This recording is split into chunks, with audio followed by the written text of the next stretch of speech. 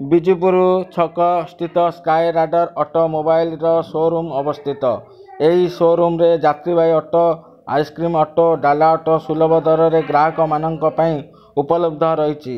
ଆଜିକା ଯୁଗରେ ଯେମିତି ପେଟ୍ରୋଲ ଡିଜେଲର ଦରଦାମ ବୃଦ୍ଧି ପାଉଛି, ତେଣୁ ବ୍ୟାଟେରୀ ଗାଡ଼ିର ଚାହିଦା ଅନେକ ବୋଲି ସପର ଓନର ରବି ନାରାୟଣ ପଣ୍ଡା ମତ ପ୍ରକାଶ କରିଛନ୍ତି। ବ୍ୟୁରୋ ରିପୋର୍ଟ, ସ୍ୱତନ୍ତ୍ର ଟିଭି।